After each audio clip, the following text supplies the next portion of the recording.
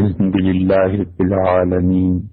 والصلاة والسلام علی سید الانبیاء والمرسلین وسیدنا محمد النبی الأمی وخاتم النبیین وازواجہ امہات المؤمنین وذریتہ واہل بیتہ واصحابہ اجمعین کما صلی علی سیدنا ابراہیم وعلی آل سیدنا ابراہیم انہ حمید مجید۔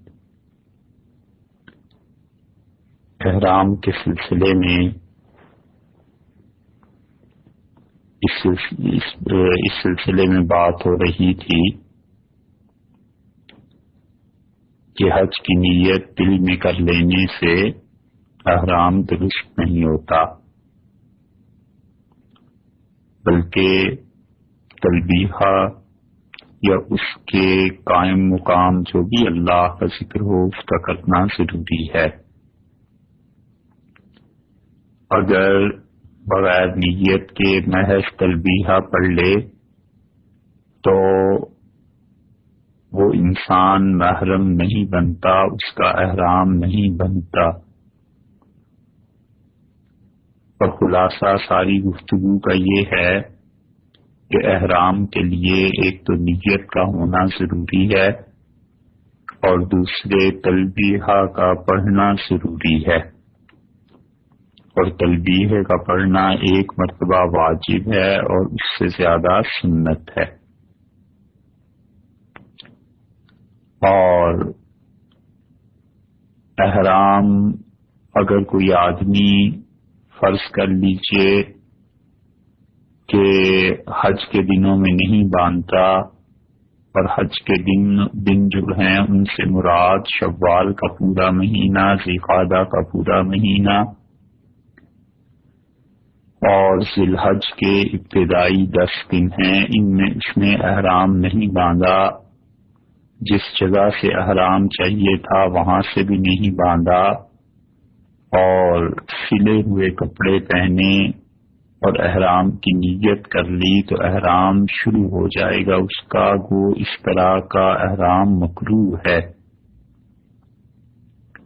اور اگر اس نے نیت کر لی اور تلبیہ پڑھ لیا تو اس انسان کا احرام بند جائے گا، اور احرام کے منافی، احرام کے خلاف جتنی اب وہ حرکتیں کرے گا سب گناہ شمار ہوں گے، اور خود یہ احرام بھی مکروہ ہوگا کیونکہ اس نے نیت کر لی اور تلبیہ پڑھ لیا۔ یہ اس لیے بیان کیا جا رہا ہے کہ بعض لوگ حاجیوں کو جب چھوڑنے ایئرپورٹ پہ آتے ہیں یا وہ کسی ایسی جگہ اپنے گاؤں وغیرہ سے رخصت کرتے ہیں تو جذبات کی شدت کی وجہ سے ان کے ساتھ تلبیہ پڑھنا شروع کر دیتے ہیں، اور اگر اس نے دل میں یہ نیت کر لی کہ میں بھی حج کرتا ہوں اللہ، اور اس کے ساتھ ساتھ یہ تلبیہ بھی پڑھ لیا تو اس کا یہاں بیٹھے ہی احرام شروع ہو جائے گا۔ دونوں چیزیں اس میں پائی گئیں، سلے ہوئے کپڑے اس نے پہنے ہوئے ہیں تو اب وہ ان کپڑوں کو اتار کر یا تو چادریں باندھے اور حج جس کی نیت کی ہے اسے کرے، وگرنہ وہ 1 سال بعد بھی اسی حالت میں رہے گا، اور جتنے بھی ایسے کام اس نے کیے جو احرام کے منافی ہیں، جو احرام کی حالت میں نہیں کرنے چاہیے تھے، اگر یہ کرے گا تو اسے گناہ ملے گا۔ احرام میں 2 چیزیں واجب ہیں، ضروری ہیں۔ ایک تو یہ ہے کہ میقات سے احرام باندھا جائے، اور میقات سے احرام باندھنے کا مطلب یہ ہے کہ آپ نے فلائٹ میں جاتے ہوئے سنا ہوگا پی آئی اے یا دیگر ایئر لائنز جو ہیں وہ اعلان کرتی ہیں کہ اس وقت ہم میقات کے قریب پہنچ چکے ہیں اور اپنا احرام باندھ لیجیے۔ تو ایک تو صورت یہ ہے کہ اس وقت احرام کو باندھا جائے کہ میقات سے کراس نہ ہو اور میقات کو کراس کرنے سے عبور کرنے سے پہلے پہلے احرام بن جائے۔ اور ایک چیز جو بھی ہے، ایک تو یہ واجب ہے اور دوسرا واجب یہ ہے کہ جو احرام کی ممنوعات ہیں ان سے بچے۔ جن چیزوں کو اللہ نے منع کیا ہے حالت احرام میں، ان سے بچنا یہ واجب ہے، دو واجبات ہیں۔ اور احرام کی سنتوں میں سے ایک سنت یہ ہے کہ حج کے مہینوں میں احرام باندھے، یعنی شوال، ذوالقعدہ اور 10 ذی الحج تک۔ اور شوال سے بھی پہلے اگر فرض کیجئے کوئی آدمی رمضان میں احرام باندھتا ہے اور رمضان میں اسی نیت سے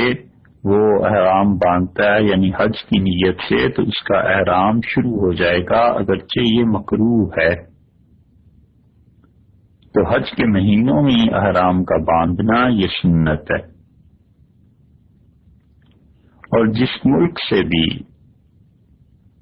داخل ہو رہا ہے اس ملک کی جو میقات ہیں، جہاں پہ ایئر لائنس والے پہنچ کے اعلان کر دیتے ہیں، اس وقت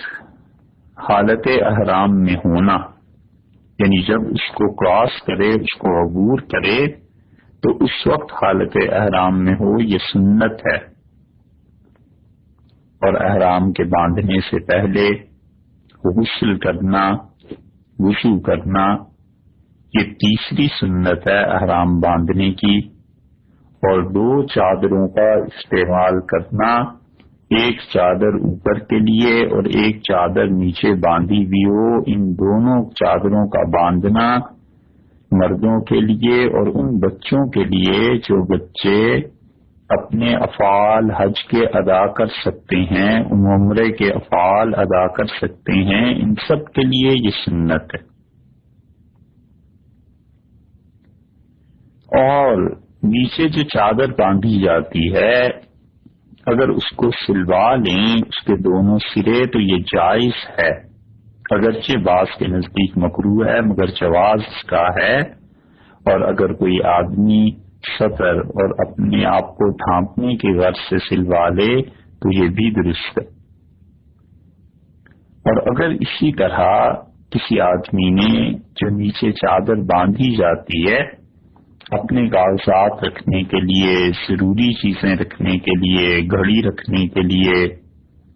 پاسپورٹ رکھنے کے لیے، اس غرض سے کہ کہیں راستے میں پکڑ لیں اور پاسپورٹ کا پوچھیں تو میں دکھا سکوں، ایک جیب اگر سلوا لیں تو یہ بھی جائز ہے۔ اس مسئلے کو پھر دہراتے ہیں کہ جو چادر نیچی باندھی جاتی ہے اس چادر میں اگر کسی انسان نے اپنا پاسپورٹ رکھنے کے لیے جو بہت ضروری چیزیں ہیں، گھڑی رکھنے کے لیے کہ اسے وقت کا پتہ چلتا رہے، اسی طرح اور بہت ہی ضروری کاغذات کے لیے کہ باہر نکلے حرم سے اور پولیس والے پوچھیں آگے سے کہ بھئی تمہارا پاسپورٹ کہاں ہے، یہ چیزیں کہاں ہیں، تو ان چیزوں میں احتیاط کرنے کے لیے کوئی آدمی نیچے والی چادر پہ یا اوپر والی چادر پہ بھی ایک جیب لگوا لیتا ہے اور اس میں اپنی وہ چیزیں رکھتا ہے، جیب سلوا لیتا ہے، یہ بھی جائز ہے۔ شریعت نے جن چیزوں کی گنجائش دی ہے، جن چیزوں کو فلیکسیبل رکھا ہے، جن چیزوں میں وسعت رکھی ہے، لوگوں کو بتانی چاہیے، وگرنہ لوگ دین میں تنگی محسوس کرتے ہیں اور طبعاً پھر گھبراتے ہیں۔ اور کبھی ایسے بھی ہوتا ہے کہ کوئی آدمی اتنی سختی سے شریعت کے احکامات بتلانا شروع کرتا ہے کہ دوسرے کہتے ہیں کہ اس دین میں نہیں آنا۔ تو جہاں تک شریعت نے لوگوں کی رعایت کی ہے، لوگوں کو سہولتیں دی ہیں، لوگوں کی حقیقی اور جائز ضروریات کا خیال شریعت نے کیا ہے، لوگوں کو وہ چیزیں بتانی چاہیے۔ ایسے ہی 4 سنتیں یہ ہو گئیں، اور 5ویں سنت یہ ہے کہ 2 رکعت نفل کا پڑھنا، اور نوافل میں پہلی رکعت میں قل یا ایھا الکافرون اور دوسری میں قل ھو اللہ احد، اس کا پڑھنا یہ بھی مستحب ہے، بہتر ہے۔ رسول اللہ صلی اللہ علیہ وسلم عام طور پر 2 رکعتیں جو پڑھتے تھے اس میں پہلی رکعت میں یہی سورت پڑھتے تھے، سورہ کافرون، اور دوسری رکعت میں دوسری سورہ یعنی قل ھو اللہ احد پڑھا کرتے تھے۔ ظہر کی نماز کے بعد، مغرب کی نماز کے بعد جو سنن موقدہ ہیں ان میں رسول اللہ صلی اللہ علیہ وسلم یہ پڑھتے تھے۔ صبح کی 2 سنتیں جو پڑھتے تھے فجر کے فرائض سے پہلے، اس میں بھی یہ پڑھتے تھے۔ اسی طرح یہ جو احرام کا باندھنا ہے اس میں بھی رسول اللہ صلی اللہ علیہ وسلم سے ثابت ہے کہ آپ نے انہی 2 صورتوں کو پڑھا تھا، تو 2 نفل پڑھنا اور پھر یہ الگ ایک سنت ہے، اور اس میں یہی 2 صورتیں پڑھنا یہ الگ سنت ہے۔ تلبیہ کا پڑھنا 1 مرتبہ تو واجب ہے، اور پھر اس پر بڑھا کر 2 مرتبہ یعنی 3 مرتبہ پورا اس کو پڑھ دینا یہ سنت ہے۔ اور تلبیہ بلند آواز سے پڑھنا، عورت اتنی بلند آواز رکھے کہ خود اسے اپنی آواز اپنے کانوں سے سنائی دے، یہ عورتوں کے لیے اور مرد کے لیے اس سے زیادہ بلند آواز میں پڑھنا، جبکہ دوسرے کو کوئی زحمت نہ ہو، کوئی تکلیف نہ ہو، تو اس وقت یہ بھی سنت ہے۔ اور اگر اونچا پڑھنے سے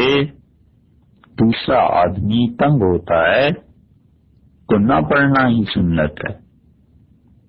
اور اگر دوسرے کو شدید تنگی محسوس ہوتی ہے تو یہ اتنی اونچی آواز سے پڑھنا مکروہ ہے۔ فلائٹ شروع ہوئی، رات کا وقت ہے، اور ساتھ والی سیٹ پہ کوئی آدمی سونا چاہتا ہے یا سو رہا ہے، اگرچہ اس نے احرام ہی باندھا ہوا ہے، اب اتنی اونچی آواز سے تلبیہ کا پڑھنا کہ اس بیچارے کی نیند خراب ہو جائے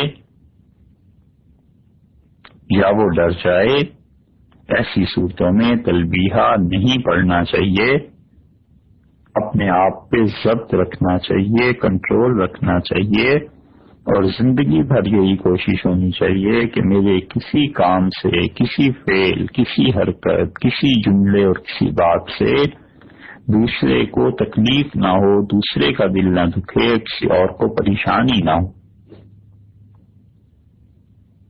تو اس لیے مرد کا اونچی آواز سے تلبیہ کا پڑھنا سنت ہے، بشرطے کہ کسی اور کو زحمت نہ ہو۔ اگر لوگ سو رہے ہیں جہاز میں، یا ساتھ والا کوئی آدمی سو رہا ہے،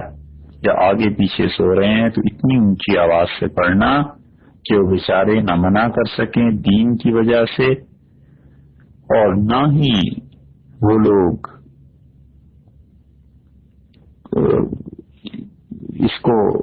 اس کی وجہ سے، آواز کی وجہ سے اپنی نیند پوری کر سکیں۔ تو اس طرح ان کا تنگ ہونا یہ درست نہیں ہے۔ آدمی تو چاہیے کہ پھر آہستہ آواز سے تلبیہ پڑھے اور یا پھر خاموش ہو جائے۔ اسی طرح نویں سنت یہ ہے کہ احرام کی چادریں باندھنے سے پہلے اپنے جسم پر خوشبو لگانا۔ نبی کریم صلی اللہ علیہ وسلم نے احرام باندھا، اور حدیث میں آیا ہے کہ حضرت عائشہ رضی اللہ عنہا فرماتی تھیں کہ میں نے حضور اقدس صلی اللہ علیہ وسلم کے جسم مبارک پر خوشبو لگائی۔ احرام کے مستحبات بھی ہیں، اور مستحب چیز یہ ہے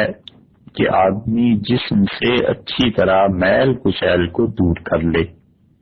صابن سے نہائے اور اچھی طرح جسم کو صاف بھی کرے اور پاک بھی کر لے، کیونکہ ممکن ہے اسے 2 ہفتے 3 ہفتے جتنا بھی آگے وقت آ رہا ہے، جو بھی احرام اس نے باندھا ہے اس حساب سے اسے پھر غسل کرنے میں دقت پیش آئے، یا غسل کر نہ سکے، یا کرے بھی تو صابن کا استعمال نہ کر سکے۔ ناخن اتر لینا اور جو بھی جسم کو پاک اور صاف رکھنا ہے، یہ سارے کام مستحبات میں سے ہیں۔ اور احرام کی نیت سے ہی غسل کرنا، یعنی غسل سے پہلے یہ نیت کرے، سوچ لے دل میں کہ اللہ احرام کی وجہ سے غسل کرتا ہوں، یہ بھی مستحب ہے، اس غسل کرنے پر اسے ثواب بھی ملے گا اور اللہ کی خوشی اور رضا بھی ملے گی، کیونکہ اس انسان نے اللہ کے گھر کا ارادہ کیا اور خدا کے لیے اس پاک سفر کا ارادہ کیا، تو اب اپنے آپ کو پاک کر کے چل رہا ہے۔ لنگی، چادر سفید استعمال کرنا، اگر کوئی آدمی سفید کی بجائے کوئی اور رنگ استعمال کرے تو بھی جائز ہے، اور حضور اکبر صلی اللہ علیہ وسلم سے یہ بات بھی ثابت ہے کہ آپ نے ایسا احرام باندھا جس میں سرخ رنگ کی دھاریاں تھیں، ایسا کپڑا تھا۔ تو یہ ضروری نہیں ہے کہ خالصتاً سفید چادر ہی ہو، بلکہ اگر کسی انسان نے سفید چادر کی بجائے کسی اور رنگ کی چادر استعمال کر لی تو جائز ہے، اور نئی اور یا دھلی ہوئی بالکل صاف چادر کو استعمال کرنا یہ بھی مستحب ہے۔ اور اگر فرض کر لیجئے کہ نئی چادر میسر نہیں تھی اور پرانی چادریں رکھی ہوئی ہیں تو ان کو بھی استعمال کرنے میں کوئی حرج نہیں۔ چپل پہننا اس طرح سے کہ پاؤں کے درمیان کی جو ہڈی ہے وہ کھلی رہے اور اس پہ کوئی چیز نہ ہو، یہ بھی مستحب ہے۔ زبان سے احرام کی نیت کرنا، جیسے کہ پہلے بتایا تھا، ایک تو نیت ہے نا دل سے، اصل تو وہی ہے، لیکن زبان سے بھی اس کے ساتھ کہہ لے تاکہ آدمی کو کوئی شبہ اور کوئی وسوسہ نہ رہے، یہ مستحب ہے۔ اور اگر زبان سے نہیں کہتا، صرف دل میں پکی نیت کر لیا اور تلبیہ پڑھ دیا، تو بھی وہ احرام کی حالت شروع ہو گئی۔ اور احرام کا اپنے گھر سے ہی باندھ کر چلنا، یہ بھی مستحب ہے۔ اور پھر گھر سے نہیں باندھا تو ایئرپورٹ پر باندھ لینا، یہ بھی مستحب ہے۔ اور وجہ اس کی یہ ہے کہ جتنی پاکیزگی اور صفائی اور احتیاط سے گھر میں باندھ سکتا ہے، ایئرپورٹ پہ اس سے کم ہے، اور اگر وہاں باندھتا ہے تو بھی مستحب ہے۔ اور اس کے بعد تیسرا درجہ وہ ہے کہ میقات آنے سے پہلے پہلے احرام باندھ لے، یہ مستحب ہے۔ اور احرام کا حکم یہ ہے کہ جس چیز کے لیے اس نے احرام باندھا ہے اس کو کیے بغیر نہ کھولے۔ اگرچہ کوئی ایسا فعل ہو جائے جس سے احرام فاسد ہو جاتا ہے، تب بھی اگر حج کا احرام باندھا ہے تو حج کر کے ہی احرام کو کھولے، اور عمرے کا احرام باندھا ہے تو عمرہ کر کے پھر احرام کو کھولے۔ اور اگر حکومت روک لے، کوئی ایسی چیز پیش آ جائے جس کی وجہ سے وہ حج نہیں کر سکا، تو جو بھی جانور اس نے ذبح کرنا تھا وہ جانور اپنی جگہ پر پہنچ جائے، ذبح ہو جائے، اور اسے اطلاع مل جائے کہ جو جانور ذبح کرنے کے لیے کسی کو کہا تھا وہ یقینی طور پہ ذبح ہو گیا ہے، تو پھر احرام کو کھول دے۔ اسی طرح نیت کے کچھ مسائل ہیں،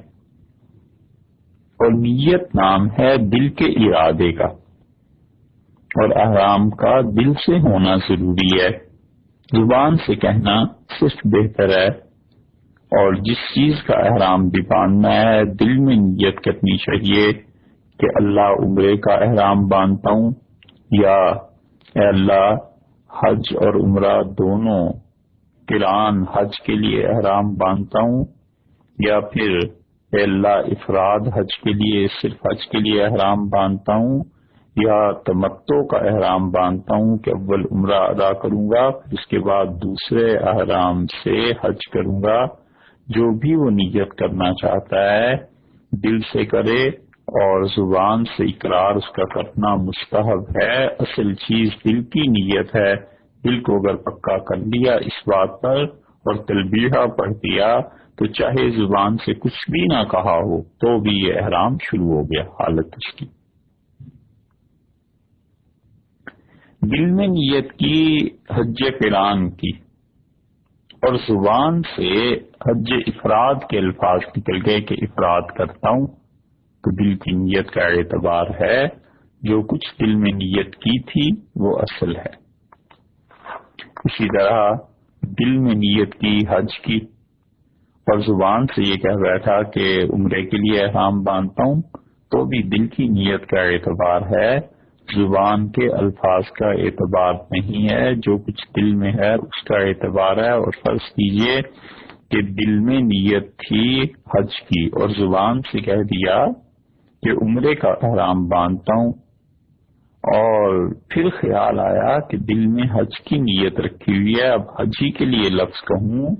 تو جو کچھ اس کے دل میں تھا حج کی نیت کا اس کا اعتبار کیا جائے گا، دوبارہ الفاظ کہے گا تو ان الفاظ کا بھی اعتبار ہو جائے گا۔ اور نیت کے ساتھ تلبیہ کا ہونا یہ مسئلہ کئی بار بیان ہو چکا۔ اگر کسی شخص نے صرف احرام باندھ لیا، یہ مسئلہ غور سے ان لوگوں کو سننا چاہیے جو لوگ حرمین شریفین کے قریب رہتے ہیں، جدہ وغیرہ میں کہیں ملازمت کرتے ہیں، یا ٹیکسی ڈرائیور، ایسے لوگ جن کی تعلیم زیادہ نہیں ہوتی اور جمعے کا حج کا سن کے قطر، کویت، دبئی، بحرین ان علاقوں سے گروہ در گروہ اللہ کے گھر میں زیارت کے لیے آتے ہیں، اور ان میں سینکڑوں ایسے ہوتے ہیں کہ جنہوں نے احرام کی 2 چادریں باندھ لی ہوتی ہیں، انہیں کچھ پتہ نہیں ہوتا کہ نیت کیا کی ہے، حج کرنا ہے، عمرہ کرنا ہے، کس چیز کی نیت انہوں نے کی ہے۔ یہ واقعہ کئی بار پیش آتا ہے، اور چونکہ بعض سفر ایسے ہوئے جس میں لوگوں کو مسائل کے بتانے کی ضرورت پیش آئی،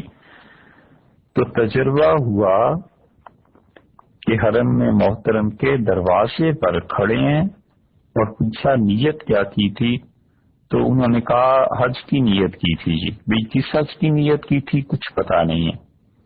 کسی نے کہا عمرے کی نیت کی تھی، کسی نے کہا جی کوئی نیت نہیں کی تھی، بس یہ پتا تھا جمعے کا حج ہونا ہے تو بس 2 چادریں باندھ کے آ گئیں۔ تو ایسی تمام صورتیں جن میں کسی شخص نے صرف احرام باندھ لیا اور نہ حج کی نیت کی نہ عمرے کی نیت کی، تو احرام تو ٹھیک ہے بند گیا، ٹھیک ہے جی، ایک مرحلہ طے ہو گیا۔ اب اس انسان کے پاس اختیار ہے، اللہ نے اسے اختیار دیا ہے کہ وہ چاہے تو اس احرام کو حج کا احرام بنا لے اور چاہے تو اس احرام کو عمرے کا احرام بنا دے، اور اس احرام کو اگر اس نے باندھنے کے بعد حرم میں داخل ہوا اور حجر اسود کے سامنے پہنچ گیا، اب اس نے تلبیہ بھی بند کر دیا، تو عمرے کے شروع میں جو طواف ہوتا ہے اس کے پہلے چکر میں جب ابتدا میں ہی آدمی حجر اسود کے سامنے پہنچتا ہے، استلام کرتا ہے، دونوں ہاتھ اٹھاتا ہے، پھر اس نیت سے انہیں چومتا ہے کہ گویا اس نے یہ دونوں ہاتھ اس پتھر پر رکھے ہیں۔ تو تلبیہ جو اس نے بند کیا اور یہ کیفیت ہوئی تو یہ اس کا عمرہ شروع ہو گیا۔ اب وہ عمرہ ہی کرے گا، اب وہ کوئی نیت اور متعین نہیں کر سکتا۔ اس سے پہلے تک وقت تھا، چاہتا تو عمرے کی نیت کرتا، چاہتا تو حج کی نیت کرتا۔ عمرے کے لیے اس نے ایک چکر لگا لیا تو بھی، یا طواف کے لیے وہ پہنچ گیا حجر اسود کے سامنے اور تلبیہ کہنا بند کر دیا اور ہاتھ اٹھا کے ہاتھوں کو چوم لیا، تو یہ اس کا عمرہ اب شروع ہو گیا۔ اب وہ حج کی نیت نہیں کرے گا، عمرے ہی کی نیت کو رکھے گا اور عمرہ ہی ہوگا۔ اور حتیٰ کہ بغیر نیت کے ایک چکر اگر پورا لگا لیا تو یہ بھی احرام اس کا عمرے کا ہو جائے گا، یہ اس کے عمرے ہی کا احرام بندھا حج کے لیے۔ یا تو وہ 8 ذی الحج کو دوبارہ احرام باندھے اور یا پھر یہ اس کا عمرہ ہو جائے گا۔ اور طواف کرنے سے پہلے فرض کیجئے کوئی آدمی اس نے طواف نہیں کیا، وہ پہنچا ہی 8 ذی الحج کو مکہ مکرمہ میں، فلائٹ لیٹ ہو گئی، کہیں اور سے آ رہا تھا قرب و جوار کے علاقوں سے، اور سیدھا عرفات میں چلا گیا۔ تو جو ہی وہ عرفات میں پہنچا ہے بغیر طواف کیے بیت اللہ کا، تو یہ اس کا احرام حج کا ہو جائے گا، اگرچہ اس کی نیت حج کی بھی نہ ہو تو بھی ہو جائے گا۔ اور جیسے وہاں کہ اس نے جو ہی استلام کے بعد حجر اسود سے شروع کیا طواف کو، تو یہ اس کا عمرہ، یہ اس کا احرام عمرے کا ہو ہی گیا، چاہے اس نے نیت کی ہے اور چاہے نہیں کی۔ ٹھیک اسی طرح یہاں پر جب بیت اللہ میں حاضری دیے بغیر وہ براہ راست اور عرفہ میں پہنچ گیا عرفات کے میدان میں، تو یہ اس شخص کا حج کا احرام ہو جائے گا۔ بہت سے لوگ جو ہمارے ملک سے VVIPs ہوتے ہیں وہ جاتے ہیں 8 ذی الحج کو، اور پھر بہت سے ایسے بھی ہوتے ہیں جو تھکن کی وجہ سے بیچارے سوتے ہوئے رہ جاتے ہیں اور 9 کو صبح وہ عرفات میں چلے جاتے ہیں۔ تو اب وہ احرام باندھا ہوا ہے، عرفات میں پہنچ کے اور بیت اللہ میں طواف نہیں کیا، تو یہ ان کے حج کا احرام خود بخود ہی ہو جائے گا۔ اب انہیں حج ہی کرنا ہے، اس احرام کو کھولنا اب ان کے لیے درست نہیں۔ اسی طرح کسی شخص نے حج کا احرام باندھا، بس یہ نیت کر لی کہ حج کرتا ہوں، نہ اس نے یہ سوچا کہ یہ فرض حج ہے، نہ یہ سوچا کہ نفل حج ہے، تو یہ جو احرام باندھا ہے نا، یہ فرض حج کا احرام ہو جائے گا۔ یہ احرام جو ہے یہ فرض حج کا ہو جائے گا، حج اس پر فرض ہو جائے گا۔ اور اگر اس نے نیت کی تھی نفل کی تو پھر نفل ہوگا، یا نظر حج مانا تھا تو نظر کا حکم الگ ہے، پھر نظر کا حج ہو جائے گا۔ جس کسی نے نظر مان لی کہ اگر میرا فلاں کام ہو جائے تو میں اس سال حج کروں گا یا کسی سال بھی حج کروں گا، تو نظر کا اگر اس نے مان لیا حج، یا کسی دوسرے کی طرف سے حج کر رہا ہے، تو پھر جیسی نیت کی ویسے ہی ہو جائے گا۔ ایسے ہی نیت کا ایک مسئلہ یہ بھی سن لیجئے کہ جس شخص نے حج یا عمرہ یا قران کا احرام باندھا، بھول گیا، شک ہو گیا، یاد ہی نہیں رہا کہ کس چیز کی نیت کی تھی، مسئلہ ہی نہیں پتا تھا، پھر کسی نے راستے میں پوچھا کہ بھائی کیسی نیت کی تھی حج کی؟ وہ کہتا ہے جی حج کی نیت کی تھی۔ اچھا بھائی حج قران کی نیت کی تھی، تمتع کی تھی، افراد کی تھی، کون سی؟ کہتا ہے جی کچھ پتہ نہیں۔ اور ایسے بہت سے لوگ آپ کو ملیں گے۔ تو اگر آدمی بھول جائے یا شک ہو جائے کہ کس چیز کی نیت سے احرام باندھا تھا، تو ایسے شخص کو حج اور عمرہ دونوں کرنے چاہیے، اور عمرہ پہلے کرے گا جس طرح کے قران والا آدمی جا کر پہلے عمرہ کرتا ہے، لیکن شرعاً یہ شخص قران کا حج نہیں کرے گا، اور اسی طرح اس پر قران میں جیسے آخر پہ قربانی کرنی پڑتی ہے، اس پہ قربانی بھی نہیں آئے گی۔ اس سے کیا کرنا ہے، جا کر عمرہ کرنا ہے اور پھر اس کے بعد حج بھی کرنا ہے۔ اگر حج بدل ہے، کسی کی طرف سے حج کر رہا ہے، کسی کی وصیت کو پورا کر رہا ہے، تو جس کی طرف سے حج کرنا ہے نا، اس کی طرف سے نیت کرے اور زبان سے بھی کہے کہ اللہ میں فلاں کی طرف سے حج کرتا ہوں، اے اللہ فلاں کی طرف سے احرام باندھتا ہوں۔ مثلا کوئی خاتون اپنے والد کے لیے حج کرتی ہیں تو کہتی ہیں کہیں گی کہ اے اللہ میں یہ حج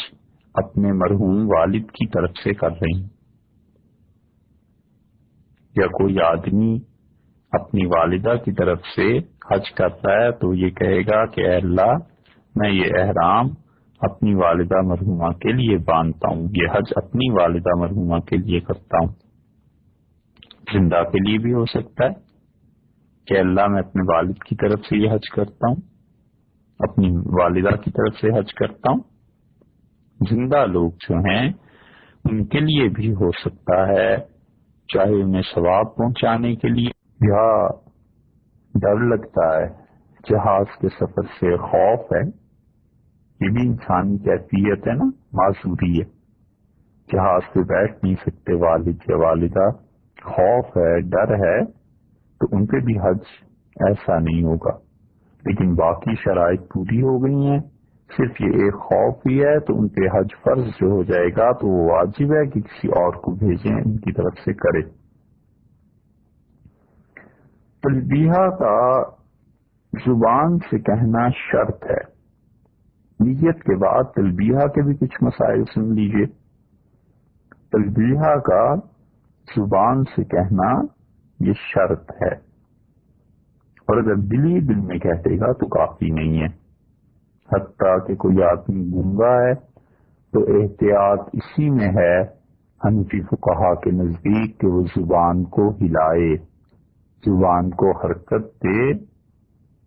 اور اگرچہ وہ الفاظ نہ کہہ سکے۔ اور ہر ایسا ذکر، یہ بھی مسئلہ غور سے سن لیجیے، ہر ایسا ذکر جس سے اللہ کی تعظیم مقصود ہو تلبیہ کے قائم مقام ہو سکتا ہے۔ بعض لوگ ہوتے ہیں بالکل ان پڑھ ہوتے ہیں، دیہات کے رہنے والے ہوتے ہیں، اور وہ بالکل نہیں کہہ سکتے لبیک اللہم لبیک، ان کو یہ جملہ کہنا ہی دشوار ہے، یاد بھی نہیں کر سکتے، تو ایسے لوگوں پہ نہیں سختی کرنی چاہیے، اور نہ ہی خام خواہ ان پر زور ڈالنا چاہیے کہ ضروری تم یاد کرو۔ بھئی نہیں ہو رہا ایک آدمی سے یاد، چھوڑ دیں اسے تسلی دلاؤ کہ جس کے گھر میں جا رہے ہو وہ بڑا کریم ہے، بڑا مہربان ہے، وہ لوگوں کے الفاظ سے کہیں زیادہ ان کے دلوں کو دیکھتا ہے، اور لوگوں کے الفاظ سے کہیں زیادہ جذبات اس تک پہنچتے ہیں۔ جیسے جو قربانی کرو گے تو اس کا خون اور گوشت اللہ تک نہیں پہنچے گا، تمہارے دل کی نیتیں اور تقوی اللہ تک پہنچے گا۔ تو ہر ایسا ذکر جس سے اللہ کی تعظیم مقصود ہو تلبیہ کے قائم مقام ہو جائے گا۔ جیسے کوئی آدمی نیت کرتا ہے دل سے حج کی یا عمرے کی، زبان سے آپ نے کہلوا دیا کہ کہیے میں اللہ کے لیے حج تمتع کرتا ہوں، کہیے اللہ کے لیے حج افراد کرتا ہوں، اور اس کے بعد اگر وہ کہتا ہے لا الہ الا اللہ تو یہ اس کا احرام شروع ہو گیا۔ اللہ اکبر اس نے کہا احرام شروع ہو گیا. اسے کہیے بس تم اللہ اکبر ہی پڑھتے رہو، لا الہ الا اللہ ہی پڑھتے رہو. تو یہ جو چیزیں پڑھتا رہے گا جس سے اللہ کی عظمت، اللہ کی بزرگی، اللہ کے ساتھ شرک کی نفی، اللہ کی توحید، اللہ کی وحدانیت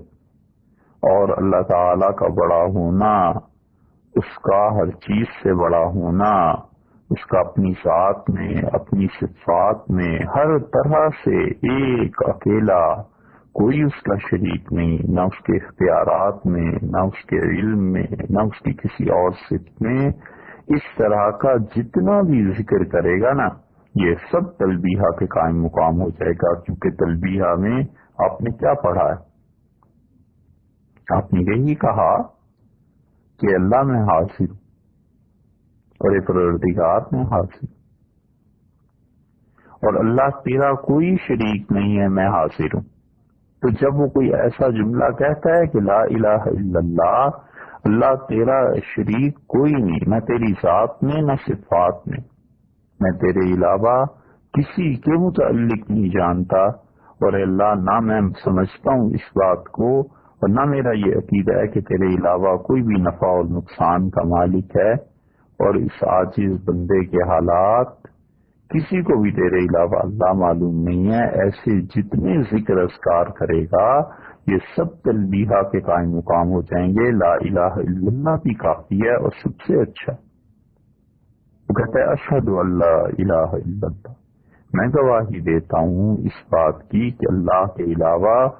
نفع اور نقصان کا مالک کوئی نہیں. یہ اس کا احرام بن گیا، بس اور کیا چاہیے. وہ خاص الفاظ لبیک اللہم لبیک وہ سنت ہیں. ایک آدمی مجبوری لا علمی کی وجہ سے اس سنت پر نہیں عمل کر سکتا، مت زور ڈالیے اس پہ. انسان مطلوب ہے، انسان ہوگا تو یہ کام ہوں گے نا. اگر انسان ہی نہ رہے، انہی کے دل ٹوٹ گئے، تو پھر ان چیزوں کو آپ نے کیا کرنا ہے. اس لیے انسان بڑی قابل قدر چیز ہے. انسانوں کی عزت کرنی چاہیے، انسانوں کو راحت تکلیف سے بچانا چاہیے، انسانوں کو راحت آرام سکون دینا چاہیے. اور شریعت نے جتنی گنجائش لوگوں کو دی ہے اتنی دو، جو نہیں دی مت دو. کیونکہ اللہ ہم سب سے زیادہ اپنی مخلوق پر رحم کرنے والا ہے، اور اللہ سب سے زیادہ اپنی مخلوق کی حکمتوں کو جاننے والا ہے. جو شریعت کہتی ہے بس وہ بتائیں، اپنی طرف سے سختی کرنا یہ کسی صورت بھی درست نہیں. اور خاص طور پہ جب کسی انسان کا کوئی تعلق بھی کسی سے نہ بنتا ہو، یا تو تعلق بنتا ہو باپ بیٹے کا، باپ بیٹی کا، اس کی تربیت اس کی تعلیم ہو آپ کے ذمے، یہ ایک اور تعلق ہے. کوئی شیخ ہو، مرید ہو ان کی تربیت ان کے ذمے ہے. یہ سارے تعلقات بنتے ہیں. جہاں کوئی تعلق نہیں بنتا لوگوں کو مجبور کرنا نہیں. لوگوں کو بس اتنا بتائیے کہ نہیں لبیک پڑھ سکتے، ٹھیک ہے میاں لا الہ الا اللہ پڑھتے رہو. ایسی چیز پڑھو جس سے اللہ کی تعظیم، اللہ کی عظمت، اللہ کی بڑائی، اللہ کی بزرگی، اللہ کا بڑا ہونا، اللہ کا نفع اور نقصان کا مالک ہونا، سارا علم اللہ ہی کا ہونا، اس طرح کے جملے جو بھی پڑھے گا اس سے احرام بن جائے گا. حتیٰ کہ غور سے سنیے، اگر اسے عربی میں کہنا یہ دشوار ہے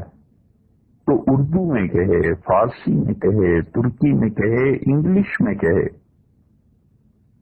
کسی زبان میں بھی ایسا جملہ جب کہہ دے گا اس کا احرام شروع ہو جائے گا.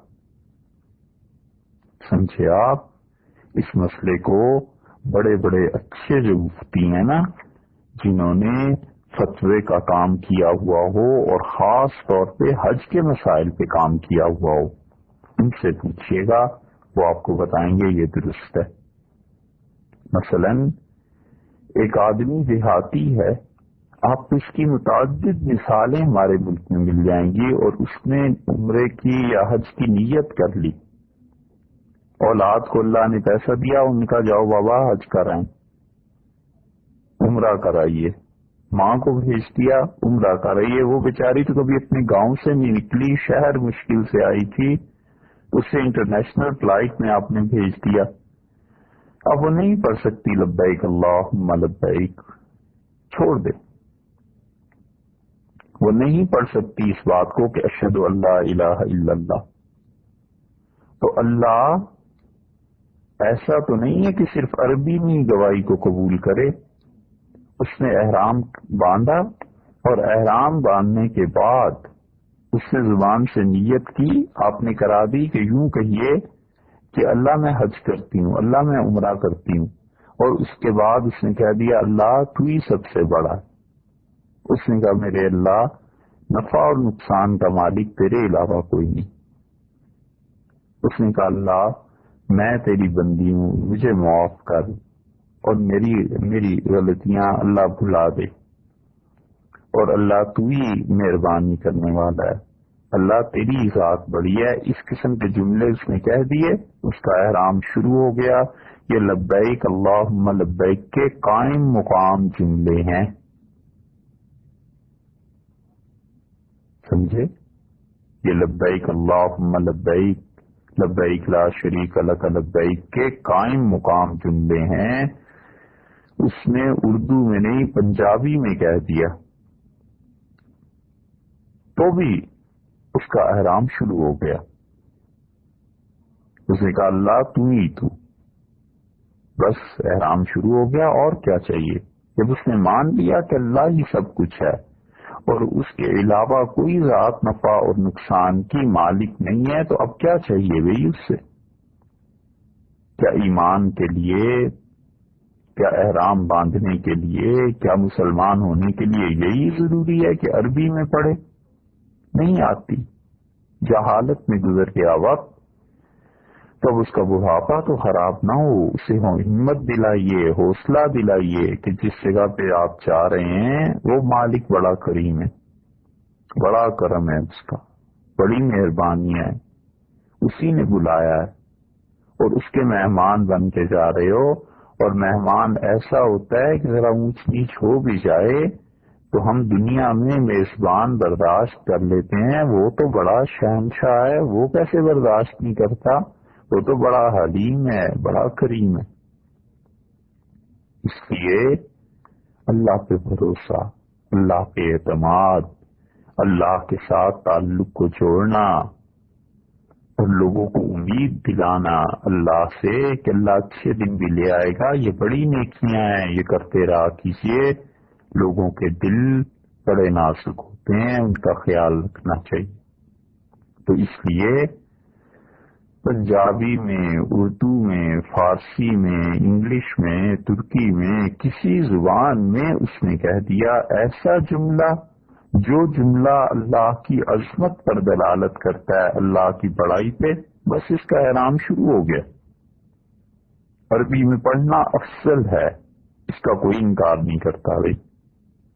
اور وہ الفاظ پڑھنا جو رسول اللہ صلی اللہ علیہ وسلم نے پڑھے تھے وہ بھی افضل ہیں،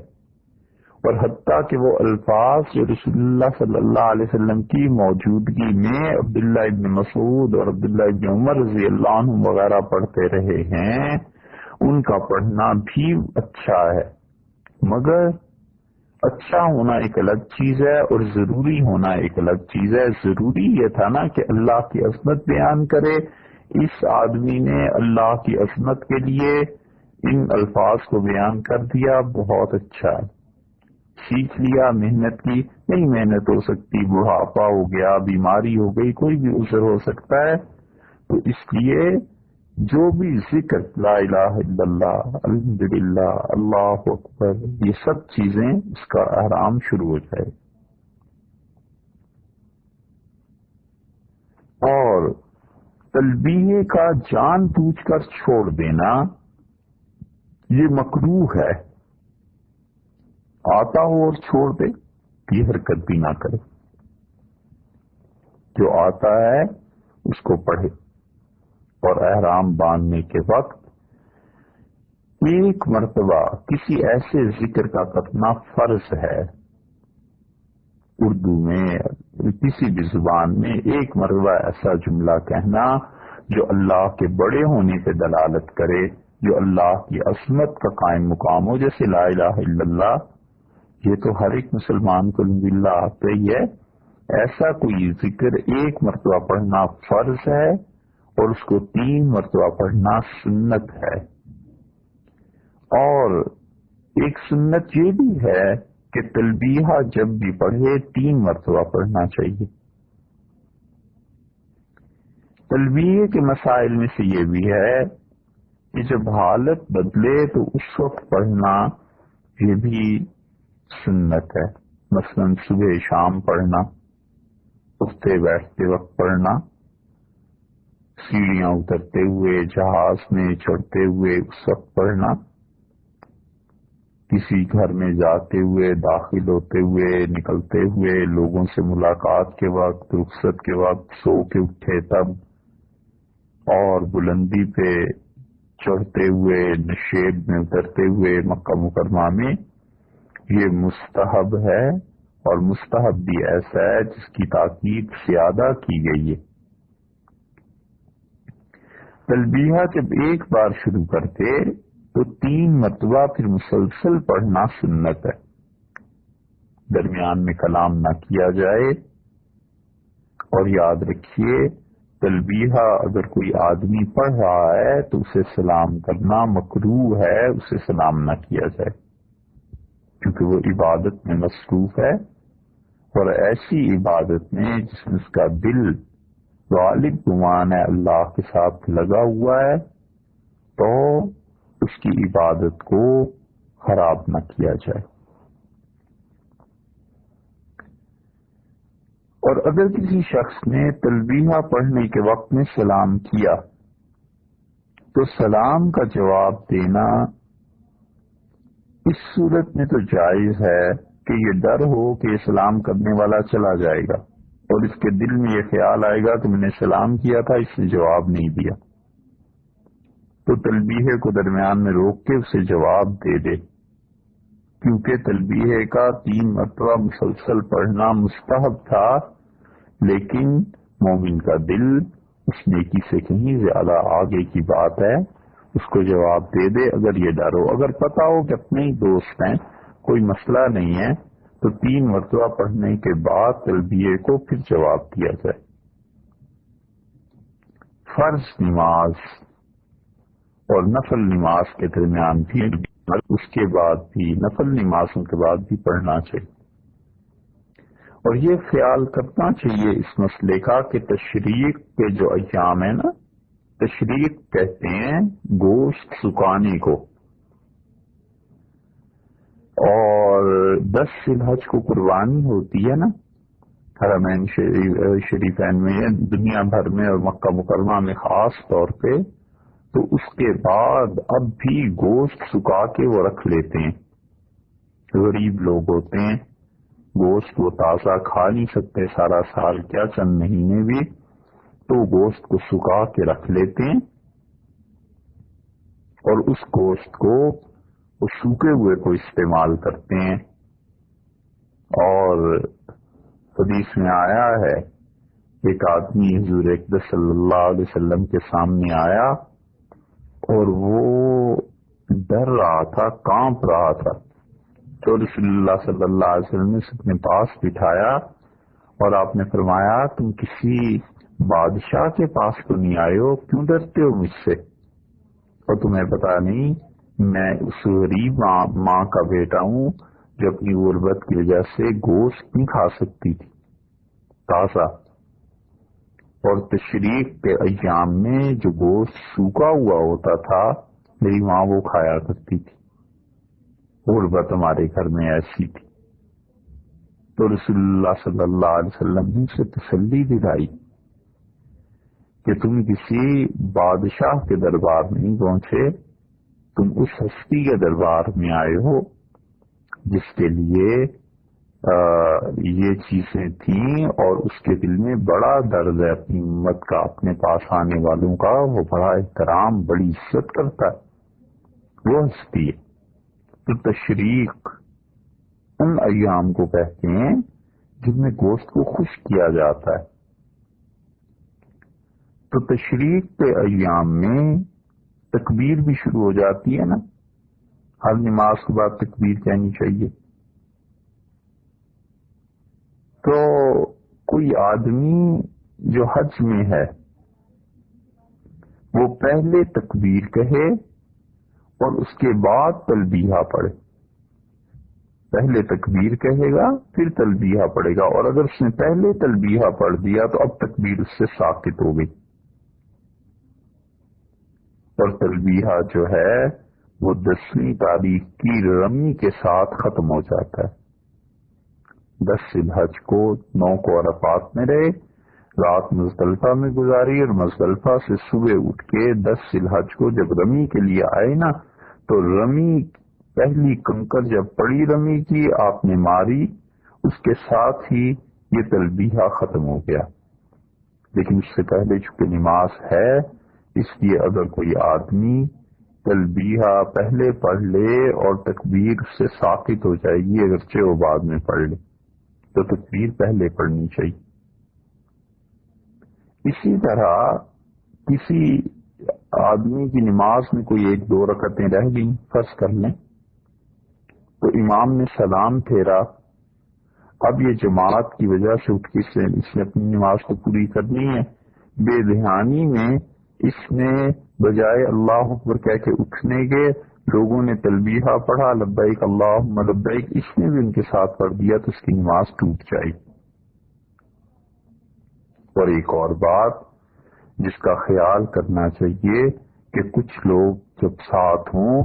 تو ایک ہی آواز میں مل کر تلبیہ نہیں کہنا چاہیے. یہ سنت کے خلاف ہے. کبھی کبھی ایسے ہوتا ہے جہاز میں کہ سب لوگ مل کے ایک ہی مرتبہ تلبیہ پڑھ رہے ہوتے ہیں، جیسے کورس ہوتا ہے نا، ایسے نہیں کرنا چاہیے. ایسے سنت کے خلاف ہے. کوئی گانا تھوڑی ہے جسے گانا ہے، اپنے اپنے جذبات، اپنا اپنا اللہ کے ساتھ تعلق ہے. جو چیز رسول اللہ صلی اللہ علیہ وسلم نے نہیں کی نہیں کرنی چاہیے، جو انہوں نے کیا ہے بس وہ ماننا چاہیے. دین نام ہے حضور اکبر صلی اللہ علیہ وسلم نے جو چیزیں بتائی ہیں اور ان کی روشنی میں جو اجتہاد ائمہ نے کیا ہے اور جو اللہ نے وحی نازل کی ہے، یا جس چیز پر امت متفق ہو گئی ہے، یہ چیزیں دین ہیں. دین اپنی خواہشات کو پورا کرنے کا نام نہیں. تو اس لیے جب چند آدمیوں کا ساتھ ہو، چند دوست مل کے حج کر رہے ہیں، تو ایک ہی آواز میں تلبیہ کہنا یہ درست نہیں. اسی طرح تلبیہ میں اتنی آواز بلند کرنا کہ سونے والے کو تکلیف ہو رہی، نمازی کو تکلیف ہو رہی ہے، کوئی اور آدمی کسی ضروری کام میں مصروف ہیں، یہ تلبیہ جا کے پاس پڑھنے لگا اور ان کی توجہ بڑھ گئی، یہ نہیں کرنا چاہیے. ایسا تلبیہ مکروہ ہے، چھوڑ دے اس کو. وہ عبادتیں جو فرض اور واجب کے درجے کی نہیں ہوتی اور لوگوں کو اس سے تنگی ہوتی ہے، ان عبادتوں کو نہ کرے، لوگوں کا خیال کرے. سعدی رحمت اللہ علیہ نے لکھا ہے کہ میرے والد مجھے ایک دن رات کو تہجد کے لیے وہ جا رہے تھے مسجد، میرے والد نے مجھے بھی اٹھایا تاکہ مجھے یہ عادت پڑ جائے اور نماز کے لیے لے کے چلے. تو جب ہم گھر سے نکلے وضو کر کے تو میں نے کہا ابا، ہر طرف لوگ سوئے ہوئے تھے، میں نے کہا ابا یہ سب لوگ سو رہے ہیں، یہ کیوں اللہ کی عبادت نہیں کرتے، اٹھتے کیوں نہیں؟ تو میرے والد وہیں سے واپس ہو گئے اور ان کا میرے بیٹے تو سوتا رہتا اور لوگوں کی غیبت نہ کرتا، یہ ان نفلوں سے اچھا ہے جو تو پڑھنے جا رہا ہے، سوتا رہ، گھر چلو. یہ ہے شریعت کا مزاج اور یہ ہیں شریعت کی چیزیں کہ ان لوگوں نے، ان کے والد نے شریعت کی تعلیم پہ عمل کیا، تو لوگوں کو تنگ نہ کرے تلبیہ سے، ان چیزوں سے. اسی طرح حرم میں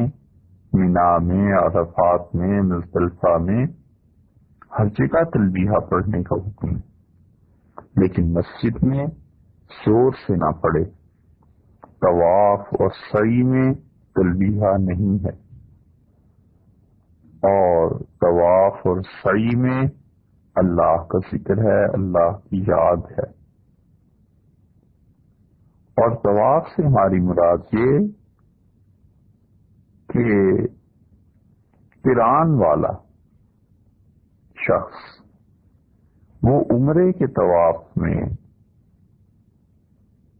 اور نفل طواف میں اور قدوم میں، ان تین میں تلبیہ پڑھ سکتا ہے، اس کے علاوہ جو طواف ہے ان میں نہ پڑھے۔ اگر قارن ہے تو ایک عمرے کا طواف اور ایک نفل طواف اور طواف قدوم، ان تین میں تلبیہ پڑھ سکتا ہے، اس کے علاوہ نہ پڑھے۔ اور اگر افراد کا حج کر رہا ہے تو مفرد بالحج جسے کہیں گے کہ حج کا افراد ہے، اسے قدوم اور نفل طواف جب کرے گا تو ان دونوں میں تلبیہ کا پڑھنا جائز ہے، مگر زور سے نہ کہے، پھر بھی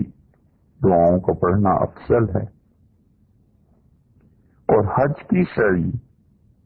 جب طواف زیارت کے بعد کرنی ہے اس میں بھی، اور عمرے کی سعی اس میں تلبیہ نہیں پڑھا جائے گا۔ حج کی سعی جب طواف زیارت کے بعد کرنی ہے اس میں بھی، اور جو عمرے کی سعی ہے صفا اور مروہ کے درمیان دوڑنا ہے اس میں تلبیہ نہیں پڑھا جائے گا۔ اور اگر حج کی سعی کو طواف قدوم کے بعد کرے، جیسے کہ قران میں کرتے ہیں نا، جو افضل ہے قارن کے لیے، قران والے حج کے لیے،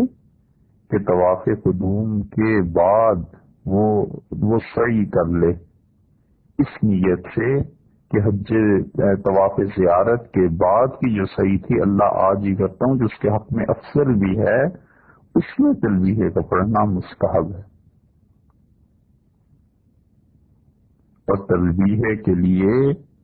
الفاظ کی زیادتی کرنا آخر پہ، درمیان میں نہ کرے، آخر پہ الفاظ کی زیادتی کرنا، یہ بھی بعض رات میں مستحب لکھا ہے، بہتر لکھا ہے۔ اور وجہ اس کی یہ ہے کہ رسول اللہ صلی اللہ علیہ وسلم کے سامنے بعض صحابہ کرام رضی اللہ عنہم نے الفاظ بڑھا کے بولے اور حضور اکبر صلی اللہ علیہ وسلم نے انہیں منع نہیں کیا، تو یہ منع نہ کرنا ان کا اس کی دلیل ہے کہ یہ بھی دین میں شامل ہے، اور وہ کم سے کم درجہ ہے مستحب کا۔ مثلا کوئی آدمی پورا تلبیہ پڑھتا ہے اور یہاں تک کہ وہ کہتا ہے لا شریک لک، اللہ آپ کا کوئی شریک نہیں، اس کے بعد کہتا ہے کہ لبیک الہ الخلق لبیک، میں حاضر ہوں اے پروردگار جو تمام جہانوں تمام مخلوق کا الہ ہے، میں حاضر ہوں،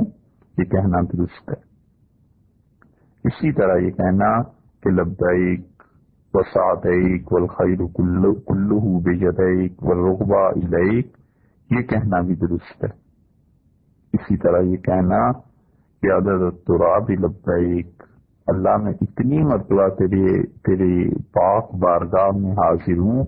جتنے زمین میں مٹی کے ذرے ہیں، اور اللہ اتنی مرتبہ حاضر ہوں عدد الرمل لبیک، جتنا ان صحراؤں میں ریت کے ذرے ہیں، اللہ اتنی مرتبہ میں تیری بارگاہ میں حاضر ہوں۔ ان سب الفاظ کو رسول اللہ صلی اللہ علیہ وسلم کے سامنے ابن مسعود اور ابن عمر رضی اللہ عنہ نے کہا ہے، اور رسول اللہ صلی اللہ علیہ وسلم نے منع نہیں فرمایا۔ ان سب الفاظ کا کہنا مستحب ہے، بہتر ہے۔ اور تلبیہ کے جو اصل الفاظ ہیں جو لبیک اللہم لبیک سے شروع ہو کے لا شریک لک تک ہیں،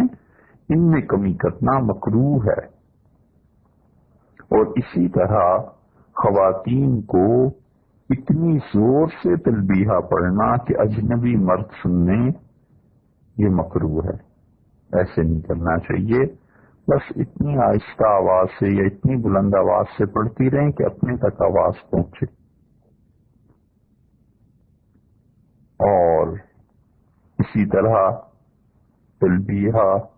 حج میں رمی کے وقت تک پڑھا جائے گا، اور جب 10 ذی الحج کو پہلے جمرے کی رمی شروع ہوتی ہے تو اس وقت تلبیہ ختم کر دینا چاہیے، اس کے بعد نہ پڑھے. اور عمرہ اگر کر رہے ہیں تو عمرے میں طواف شروع کرنے کے وقت تک پڑھا جائے گا. یعنی طواف جب شروع ہوتا ہے تو اس کے شروع ہونے میں ہی پہلا استلام جو کرتے ہیں اس کے ساتھ ہی تلبیہ ختم ہو جائے گا. تو عمرے میں اس وقت ہے، آخری وقت اس کا، عمرے کے لیے اپنے ملک سے چلا، تلبیہ پڑھتا رہے یہاں تک کہ جب حرم محترم میں پہنچ کے وہاں پہ بیت اللہ میں حجر اسود کے سامنے اب کھڑا ہو گیا، اب تلبیہ ختم ہو گیا. عمرے کے لیے یہ اور حج کے لیے یہ حکم ہے کہ 10 ذی الحج کو پہلی جب رمی کرے گا پہلے جمرہ کی تو پہلا کنکر جو پڑا پھینکا اس نے، اس کے ساتھ ہی بس تلبیہ کو ختم کر دے، اب وقت ختم ہو گیا. یہ تلبیہ کے مسائل تھے. انہیں جو بھی مسئلہ پیش آ جائے اپنے مسئلے کو اس کے مطابق سوچنا چاہیے، حل کرنا چاہیے. اب اس کے بعد کچھ اور مسائل ہیں، ان کا بیان اگلی نشست میں کریں گے. السلام علیکم ورحمۃ اللہ وبرکاتہ.